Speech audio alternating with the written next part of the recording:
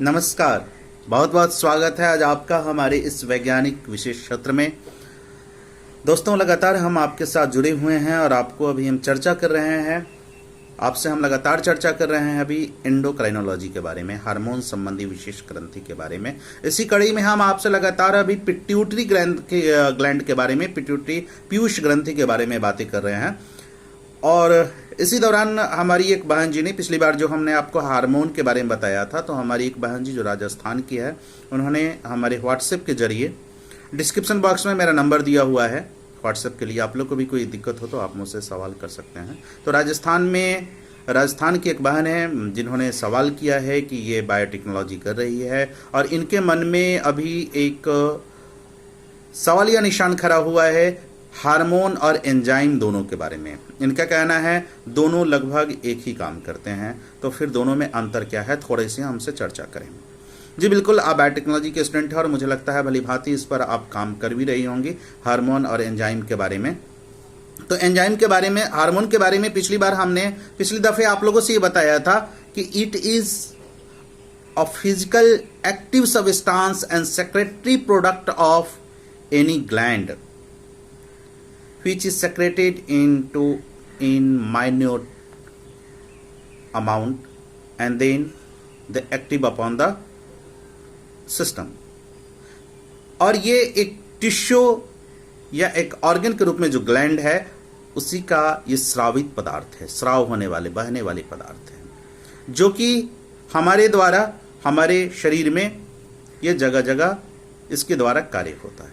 जी, सबसे पहले मैं थोड़ी सी ही एंजाइम के बारे में आपको चर्चा कर दूं। एंजाइम ये हमारा, ठीक, ये भी प्रोटीन सबस्टांस ही है, लेकिन ये क्या है, हमारी प्रतिक्रिया को कैटेलाइज करता है। एंजाइम को बायो कैटलिस्ट भी कहते हैं। सबसे पहले इसको 1878 ईस्वी में कोने साहब ने एक एंजाइम के रूप में पाया था। 1897 ईस्वी में बूचनर एवार्ड करके एक आदमी थे जिन्होंने इसे ईस्ट के रूप में पाया था, जो कि शुगर को, चीनी को किण्वन की क्रिया कराता है, और इसीलिए इन्होंने जाइमेज एंजाइम का नाम दिया था। और इन्होंने बाद में इसे अल्कोहल, जी, उसमें भाग लेने का इसका उपयोग किया, और इसके लिए उन्होंने 1903 में इस एंजाइम को उन्होंने आइसोलेट किया था और बूचनर साहब को, और 1903 में इन्होंने नोबेल प्राइज पाया इसी चीज़ के लिए, खोजने के लिए। और इन्हें हम डिस्कवरर ऑफ एंजाइम के खोजकर्ता के रूप में भी जानते हैं। तो पहले बता दूं कि इट इज बायो कैटलिस्ट, जैविक कैटेलाइज करने, यानी कि उत्प्रेरण का काम। उत्प्रेरण क्या है इसके बारे में समझ लीजिए। What is catalysis? It is the phenomenon by which the presence of A small amount of substance that is called catalyst enhances or reduces either positive catalyst or negative catalysis, so the rate of reaction without changing the end of reaction and without using the catalyst। देखिए, ये एक ऐसी घटना है जिसमें कि कम amount, एक पदार्थ, बहुत कम मात्रा में एक पदार्थ की उपस्थिति में ये रिएक्शन को बिना परिवर्तन किए हुए, यानी अंतिम लक्ष्य तक रिएक्शन होने देता है, बिना परिवर्तन किए हुए उसकी क्रिया को या तो बढ़ा देती है या तो घटा ये पदार्थ देता है, ठीक है। लेकिन ये अपने रूप को परिवर्तित नहीं करता है। ये सही है, ये प्रोटीन है, लेकिन ये कोलोइड के रूप में है। देखिए, इसको एक साधारण हम उदाहरण के तौर पे समझते हैं। जैसे आपकी जिंदगी में शिक्षक क्या करते हैं, आपके साथ उपस्थित होते हैं, लेकिन वो आपकी क्रिया को अपनी उपस्थिति में पूरा कराते, वो अपने अस्तित्व को खोते नहीं है, लेकिन ना आपकी क्रिया को परिवर्तन करने देते हैं, लेकिन उस क्रिया में क्या करते हो, या तो बढ़ाते हैं या घटाते हैं। समझ रहे हैं? ये it is just as catalyser, catalyst है ये, या तो बढ़ाएंगे या घटाएंगे। ये शिक्षक जैसे है। लेकिन दूसरे एग्जांपल में एक चीज समझिए, जैसे कि एक डॉक्टर आपके शरीर में प्रवेश करते हैं विभिन्न यंत्रों के माध्यम से, विभिन्न दवाओं के माध्यम से, और वो दवा को आपके शरीर में भेज करके आपके रोगों का निदान करते हैं। बाद में क्या है, उस दवा का अस्तित्व नहीं रह जाता, लेकिन उस शिक्षक का अस्तित्व रहता है। समझ गए? तो यही कैटेलिस्ट का काम है, यही एंजाइम का काम है। बहुत कम मात्रा में उपस्थित है ये एंजाइम, लेकिन ये क्या करता है कि अपनी उपस्थिति खत्म नहीं करती, अपने स्थिति को खत्म नहीं करता है, ये सिर्फ क्रिया को आगे बढ़ाता है या घटाता है। और इसीलिए आपको बता दूं कि इसके लिए आपको 1926 ईस्वी में समर साहब ने कहा था कि ये प्रोटीन नेचर का है, और उन्होंने यूरिएज एंजाइम बनाया था, जिसके कारण 1946 में उन्हें नोबेल प्राइज भी दिया गया था। इसको मैं 5 तरीके से आपको समझाता हूं, आप बिल्कुल समझ जाएंगे कि दोनों में अंतर क्या है। फिर आगे मैं आज एंटेरी पिट्यूटरी के बाकी हार्मोन पे चर्चा करके एंटेरी पिट्यूटरी के इस ग्लैंड के स्रावित हार्मोन की बातें खत्म करूंगा। उसके बाद बता दूं 1926 के बाद जैसे कि आपको इसमें समर साहब ने क्या किया कि यूरिएज एंजाइम का प्राप्ति किया, उन्होंने आइसोलेट किया, और उन्हें 1946 में नोबेल प्राइज भी दिया गया था इसके लिए। और ठीक 1936 में नॉर्थरोप साहब थे जिन्होंने ये कंफर्म किया था कि हाँ ये प्रोटीन नेचर का ही है, और उन्होंने पेप्सिन एंड ट्रिप्सिन नाम के 2 एंजाइम बनाया था। जी, तो इससे पहले आप समझ गए होंगे हार्मोन क्या है, एंजाइम क्या है। मैं दोनों में फिर से अंतर समझाता हूं। देखिए, एंजाइम क्या है कि वह सेक्रेट होता है लेकिन एक्सोक्राइन ग्लैंड से होता है, और ट्यूब के माध्यम से वह दूसरे जगह जाता है। यह बाहरी ग्लैंड एंजाइम जब भी होगा ना, वो बाहरी ग्लैंड से होगा, एक ट्यूब के माध्यम से अपने पदार्थ को क्रिया के संपादन कराने के लिए भेजेगा। जहां की हार्मोन क्या करेगा, देखिए हार्मोन एंडोक्राइन यानी कि अंदर में ही स्रावित होगा, अंदर वाले ग्लैंड से स्रावित होगा। ठीक है, एंडोक्राइन अंदर वाले ग्लैंड से स्रावित होगा, और वह टारगेट सेल के पास ब्लड के द्वारा अपनी चीजों को भेजेगा। वह निकाला और ब्लड में भेज दिया। जो कि एंजाइम क्या करेगा, एक ट्यूब है, वह ट्यूब के नली के माध्यम से, जिसे ग्लैंडुलर ट्यूब कहते हैं, उसके माध्यम से बाहर भेजेगा, या अंदर जहां भी उसको क्रिया कराना भेजेगा। एंजाइम की एक और चीज है कि एंजाइम प्रोटीन जरूर है लेकिन वो क्लोइडल नेचर का होता है, वह रवेदार होता है। लेकिन हार्मोन जहां है ये प्रोटीन के रूप में, पेप्टोन के रूप में, अमीनो एसिड के रूप में, स्टेरॉइड के रूप में और या उसके उत्पाद के रूप में होते हैं, लेकिन ये उस नेचर में नहीं होते हैं। दूसरी बात बता दें, तीसरी बात है कि एंजाइम का जो एटॉमिक मास है वह बहुत ज्यादा है, जहां कि हार्मोन का एटॉमिक मास बहुत कम होता है। एंजाइम क्या है, वह रिएक्शन के बाद, प्रतिक्रिया खत्म होने के बाद, क्योंकि देखिए ये अपनी उपस्थिति खत्म नहीं करता है और ना क्रिया को छेड़छाड़ करता है, सिर्फ उसको बढ़ाता है या घटाता है। तो इसलिए बता दें कि ये अपनी ये क्रिया के बाद अपनी अस्तित्व को जिंदा रखता है।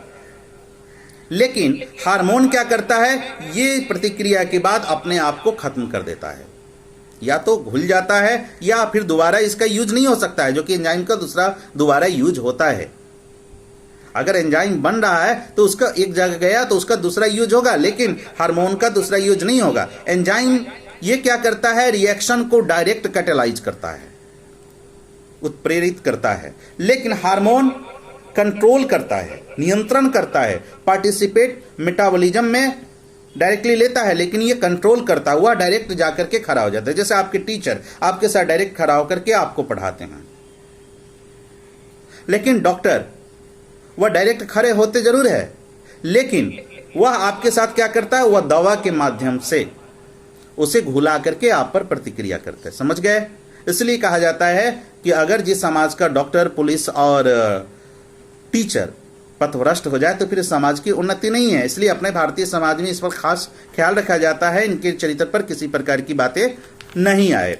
तो आप मुझे उम्मीद है कि आप एंजाइम और प्रोटीन हार्मोन दोनों के बारे में समझ गए होंगे। दो पिछले हमारे सेशन को आप देखे होंगे तो आप जरूर समझे होंगे कि हार्मोन के बारे में हमने बताया था। मैं फिर से गुजारिश करूंगा कि आप शुरुआती दौर से हमारे सारे लेक्चर को संबंधित अध्याय के, यानी कि जो हमारा चैप्टर है उसके संबंधित जितने भी लेक्चर्स है शुरू से आप देखें, उसका नोट बनाएं और आपको समझ में आएगा। इसके साथ आप टेक्स्ट बुक को जरूर पढ़ें।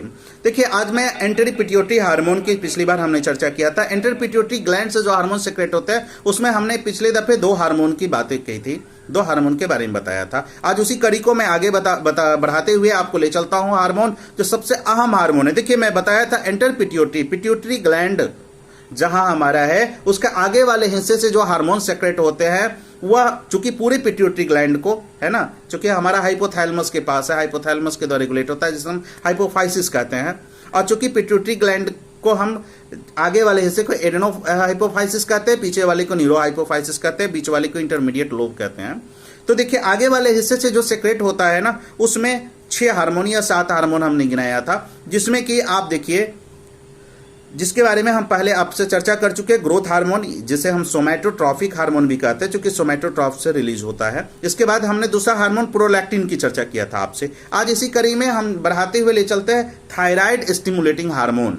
जी बहुत ही इंपॉर्टेंट रोल है ये। इसे हम दूसरे शब्दों में थायरोट्रॉफिन भी कहते हैं या थायरोट्रॉफिक हार्मोन भी कहते हैं। 1916 ईस्वी में बेनेट एम एलन साहब ने और फिलिप ई स्मूथ साहब ने कंबाइनली रूप से इस हार्मोन को पिट्यूटरी में रहने का पाया था कि ये पिट्यूटरी ग्लैंड से सेक्रेट होता है। और ये ग्लाइकोप्रोटीन मैं बताया था, या तो प्रोटीन का बना होगा या ज्यादातर स्टेरॉइड का बना होगा। तो ये ग्लाइकोप्रोटीन का बना होता है और 2 चेन में, ये पहला चेन जो अल्फा चेन है उसमें लगभग 92 अमीनो एसिड रखता है और बीटा चेन जो है उसमें लगभग 118 अमीनो एसिड रखता है। तो इस प्रकार इतने अमीनो एसिड का बना हुआ होता है। और ये बहुत इंपॉर्टेंट हार्मोन इसलिए है चूंकि ये स्टिमुलेटिंग है, ट्रॉफिक है, दूसरे एंडोक्राइन ग्लैंड को ये स्टिमुलेट करता है, तुम सेक्रेट करो। तो ये किसको करेगा?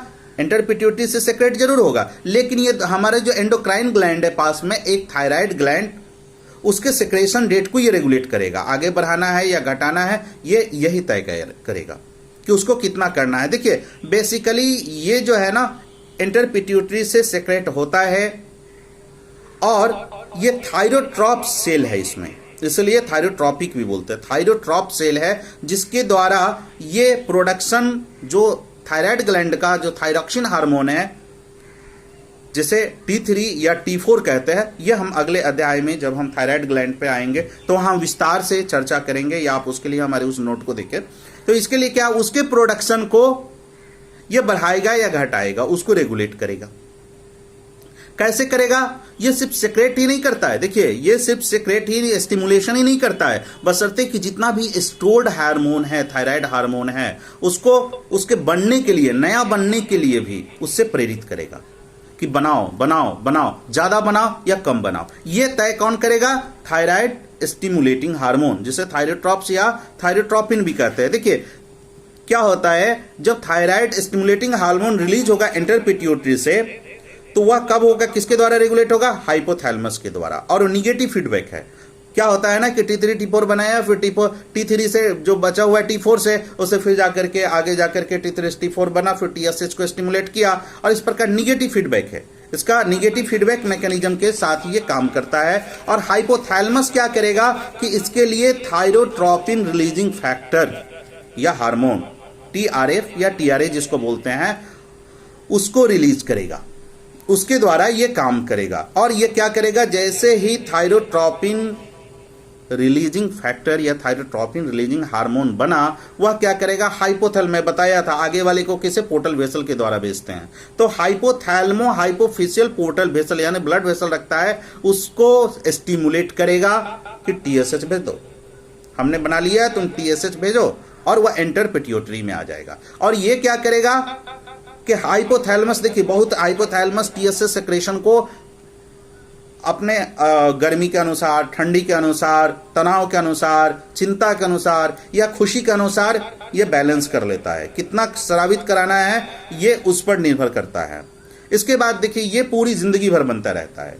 इसके बारे में विस्तार से उस समय उसमें चर्चा किया, आप देखेंगे उस थायराइड ग्लैंड को, तो वहां आपको इसके बारे में जानकारी मिलेगी। ये क्या है कि पूरी जिंदगी बनता रहता है, लेकिन खास करके जब हम तनाव में आते हैं या हमारा डेवलपमेंट पीरियड या तेजी से ग्रोथ होता है, उस रिस्पॉन्ड में ये इसका स्राव हाई हो जाता है।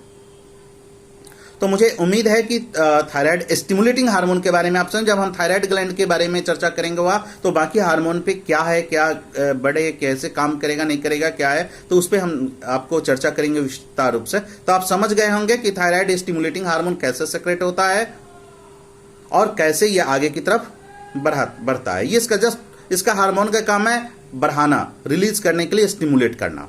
इसके बाद थायराइड स्टिमुलेटिंग हार्मोन के बाद जो दूसरा हार्मोन इसके बाद जो सेक्रेट होता है, ये मैं चौथा हार्मोन की चर्चा कर रहा हूं, इंटरपिट्यूटरी से निकलने वाले हार्मोन के, इसलिए इसको बोलते हैं ACTH, एड्रिनोकॉर्टिकोट्रॉफिक हार्मोन।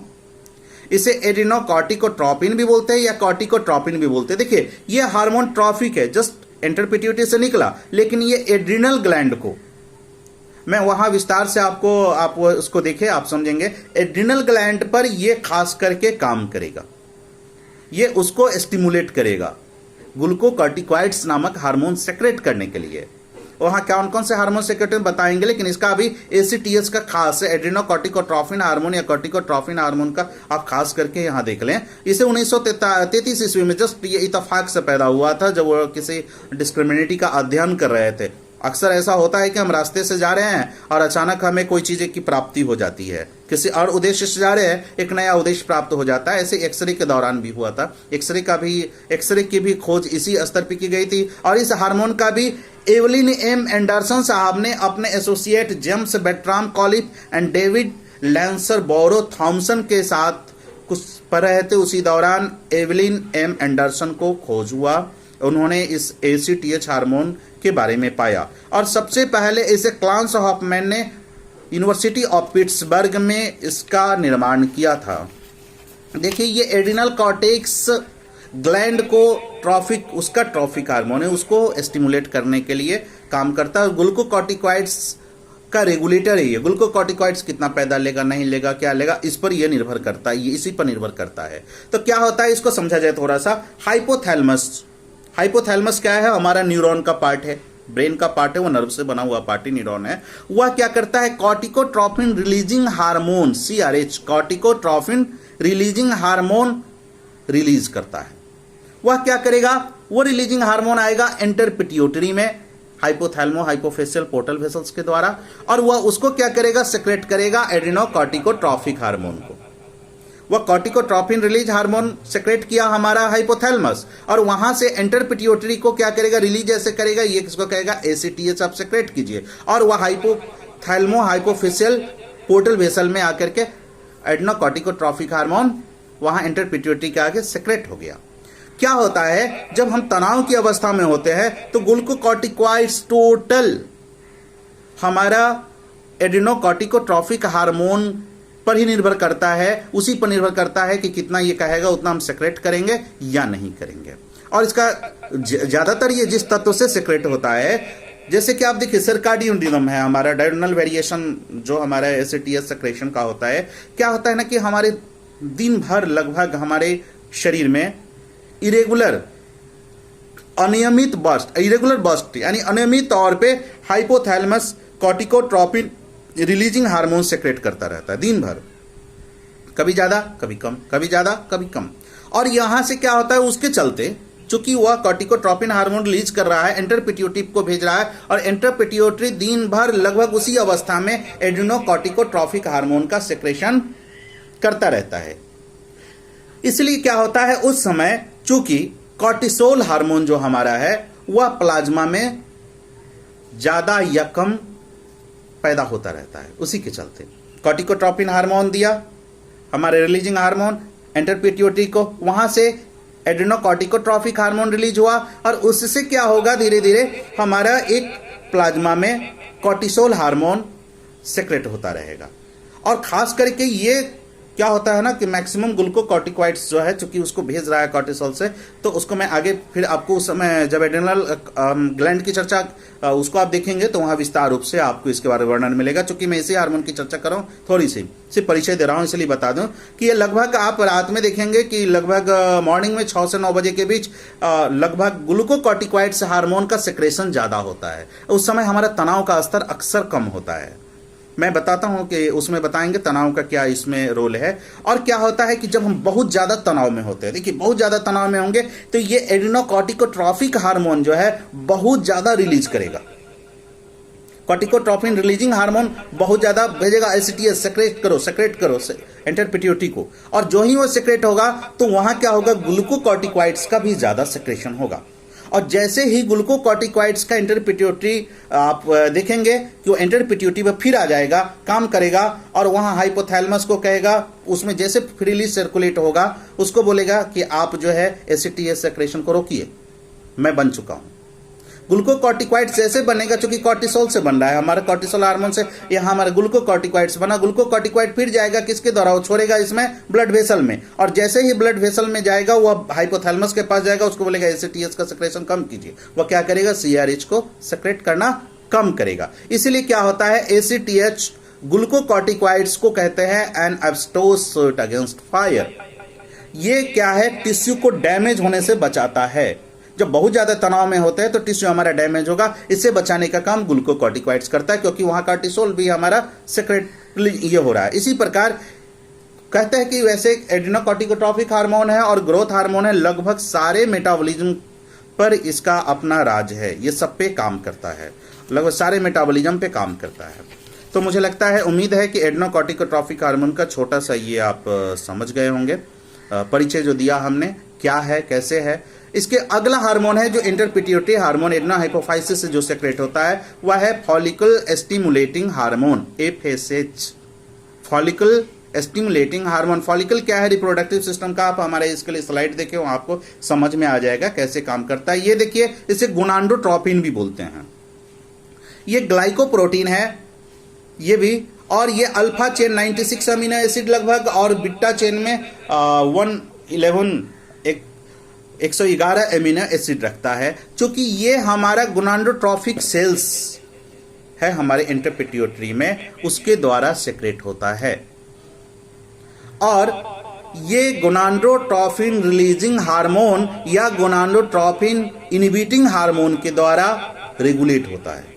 गोनाडोट्रोप से पैदा लेगा हमारा फॉलिकल स्टिमुलेटिंग हार्मोन, और इसको जो हमारा रेगुलेट करेगा वह गोनाडोट्रोपिन रिलीजिंग हार्मोन या गोनाडोट्रोपिन इनहिबिटिंग हार्मोन। मैं शुरू में बताया, हार्मोन या तो क्या करेगा, इनहिबिट करेगा किसी चीज को या कम करेगा, है ना, या तो इनहिबिट करेगा कम करेगा, नहीं तो रिलीज करके उसकी क्रिया को आगे बढ़ाएगा।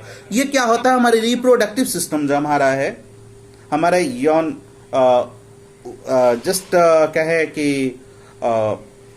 बनाने की जो उत्पादन की जो क्षमता है जहां, तो वहां ये लगातार ल्यूनाइजिंग हार्मोन के साथ काम करता है। ल्यूटिनाइजिंग हार्मोन हमारा एफएसएच के साथ हमेशा दोस्त की तरह रहता है, काम करता है। और ये हमारा जब डेवलपमेंट होता है, ग्रोथ विकास होता है, हमारा प्यूबर्टी मैचुरेशन होता है, जब हम किशोरावस्था की तरफ आते हैं और उसके बाद हम यौवनावस्था में भाग लेने वाले होते हैं, बाल्यावस्था के बाद, और उसके बाद जो रिप्रोडक्टिव प्रोसेस है, इस सब में ये भाग लेता है। इस सब में हमारा एफएसएच का रोल होता है। क्या होता है कि ये चूंकि हमारा ल्यूटिनाइजिंग हार्मोन के साथ चूंकि बॉन्डिंग है, इसीलिए इसका खास कैरेक्टर कहाँ हो जाता है, फॉलिकल स्टिमुलेटिंग हार्मोन रिसेप्टर के साथ इंटरेक्ट करता है। ये एलएच के साथ मिलकर के बोलता है हाँ हम रिसीव कर सकते हैं। देखिए एफएसएच दोनों सेक्स में, मेल और फीमेल में भी स्टिमुलेट करके प्राइमोडियल जाता है। प्राइमोडियल जर्म सेल्स का है तो महिला में oocyte ओवरी से पैदा होता है, और मेल में स्पर्मेटोसाइट, जो स्पर्म है तो उसको क्या करता है, ये जस्ट आगे बढ़ाता है जी, उसी को मैच्योर करता है। मेल में ये क्या कैसे काम करता है, ये सर्टोली सेल्स है, उसको क्या करेगा कि सर्टोली सेल को कहेगा एंड्रोजन सेक्रेट कीजिए, उसके साथ प्रोटीन से, जो प्रोटीन है Sertoli cell androgen binding protein है, उसके साथ इंटरपिट्यूटरी में जाएगा और निगेटिव फीडबैक मैकेनिज्म के द्वारा ये आगे बढ़ेगा। फिर जैसे रुकेगा, ग्रोथ हार्मोन हमारा गोनाडोट्रोपिन रिलीजिंग हार्मोन है, इनहिबिटरी हार्मोन है, जैसे इनहिबिट करेगा वह स्पर्मेटोजेनेसिस को बढ़ाएगा।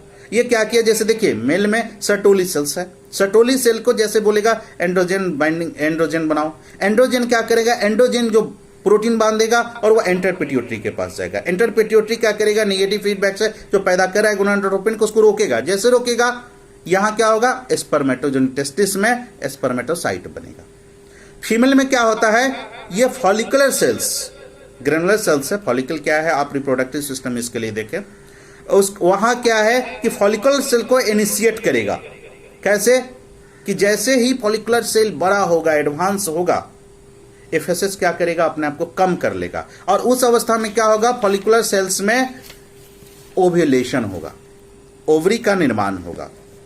फिर क्या करता है ये, लुटियल फेज में, जैसे ही हल्का लुटियल फेज आएगा, फॉलिकुलर फिर इसके बाद हल्का सा वहां बढ़ेगा और कहेगा नेक्स्ट ओवुलेटरी, अब अगले ओवुलेटरी साइकिल की तरफ बढ़िए, अगले बार फिर आप पैदा कीजिएगा, है ना, ओवुलेशन अंडा फिर निकाल दीजिएगा, है ना, फिर से वह अंडा निकालेगा हमारे जो ओवरी है, फिर से अंडाणु करेगा। ओके, और महिला में क्या करता है ये, खास करके ये फॉलिकल का सर्वाइवल फैक्टर है और oocyte का, क्योंकि नहीं अगर ये रहता, एफएसएच नहीं रहे तो एपोप्टोसिस जो है, एप्टोसिस के द्वारा यानी कि सेल को खुद के खाने की क्षमता के द्वारा वो उसको खा जाएगा, इसलिए इसको रेस्क्यूल एंट्रल फॉलिकल में भी ये जस्ट रेस्क्यू करता है उसको, है ना, एफएसएच बचाता है, उसको खाने से बचाता है। जो ही एफएसएच गया सेल उसको नहीं खाता है, डैमेज नहीं करता है। इसका हाई लेवल अगर बहुत ज्यादा हो जाएगा तो क्या होगा, ये मेनोपॉज करेगा, मेंस्ट्रुएशन होने ही नहीं देगा, परमानेंट पॉज लगा देगा मेंस्ट्रुएशन साइकिल पे, या मेनोपॉज के बाद ओस्टियोपोरोसिस, बोन भुरभुरा होने लगता है, एफएसएच का लेवल ज्यादा नहीं कर, जो हड्डियां हैं भुरभुरा होने लगेगा, या हार्ट से संबंधित कार्डियोवास्कुलर डिजीज पैदा करेगा। उससे बहुत सारा सिंड्रोम भी पैदा करता है इसमें, जब हम उसकी चर्चा करेंगे मेडिसिन में तो आपको विस्तार रूप से बताएंगे एक एक करके। फिर हल्का सा फर्टिलिटी रख भी सकता है, नहीं भी रख सकता है, या परमानेंट इनफर्टिलिटी पैदा कर सकता है। और मेल में भी, मेल की भी बात करें अगर हाई लेवल होगा तो इनफर्टिलिटी कर देगा, है ना, या हल्का सा रहने देगा।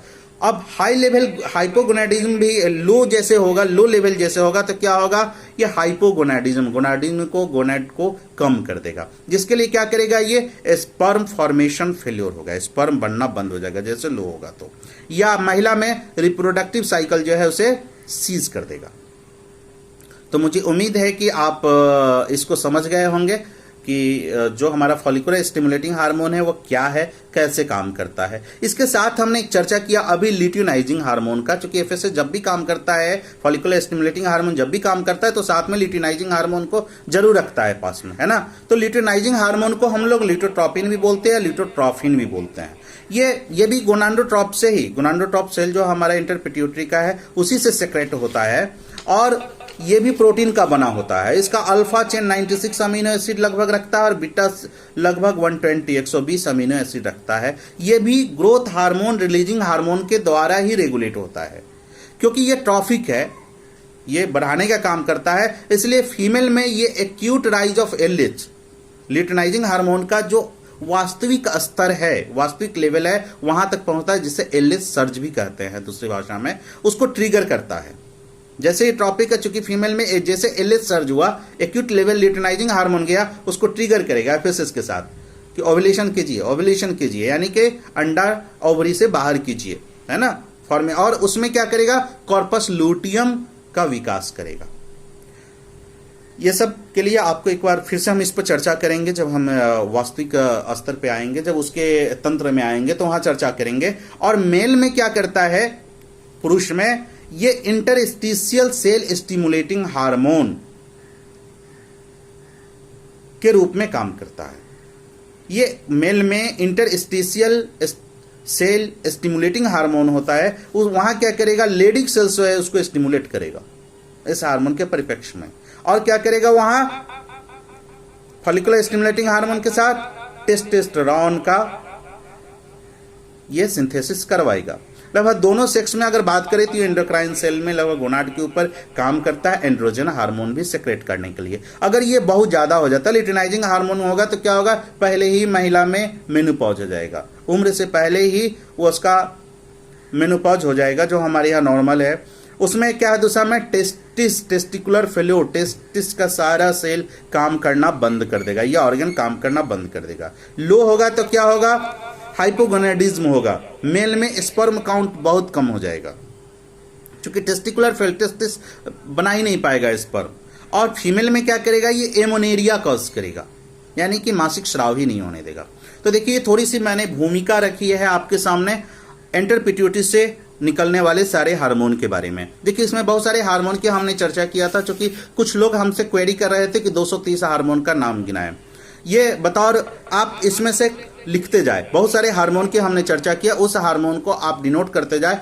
काउंट आपके बहुत ओवरऑल लगभग बोलना संभव नहीं, लिखाना संभव नहीं है और न्यूमरेट करना संभव नहीं है, इसलिए आप उसको देखें। और उम्मीद है कि पसंद आई होगी। मैं समझता हूं कि ये वैज्ञानिक कार्यशाला थोड़ी सी जटिल है समझना, लेकिन आप बार बार लेक्चर को सुने, समझे, नोट बनाए, आप समझेंगे और हमारे जो बायोलॉजिकल फेनोमेनन है, हमारे शरीर की जो रचना है, उसे समझ पाएंगे। एक बात और मैं अपने सारे स्टूडेंट्स से एक बात कह देना चाहता हूं, खास करके कि देखिए एनाटॉमी में, शारीरिक रचना में, खास करके नर्वस सिस्टम और एंडोक्राइन काफ़ी इंपॉर्टेंट सिस्टम में आते हैं। ये दोनों अगर आप समझ गए तो बाकी कभी भी फिजियोलॉजी समझने में समस्या आपको नहीं आएगी, क्योंकि ये कंट्रोलिंग सिस्टम है। इसलिए आप इसको बार बार देखें, बार बार समझे। और आगे जो आपके अनुज है जो किसी कारण से शहर, चूंकि मैं खास करके उन लोगों को भी ध्यान में रखे कि इतनी हिंदी में मैं बातें कर पा रहा हूँ, बोलने की कोशिश कर रहा हूँ, कि जो बच्चे किसी कारणवश गरीब है, शहर नहीं आ पाता है, तमन्ना है पढ़ने की, नहीं पढ़ पा रहे, तो लगभग सभी के पास एंड्रॉयड फ़ोन है। आप हमारे doctor Raja Babu life studio जो चैनल है हमारा, उसे सब्सक्राइब कर ले और वहाँ तक उन लोगों तक, ज़रूरतमंदों तक ज़रूर पहुँचाए। और इसी के साथ आज का ये सेशन खत्म होता है। हम फिर अगले में इंटरमीडिएट लोब के बारे में, इंटरप्रिटेटिव के आप अगला चैप्टर में देख पाएंगे। इसके लिए बहुत बहुत धन्यवाद।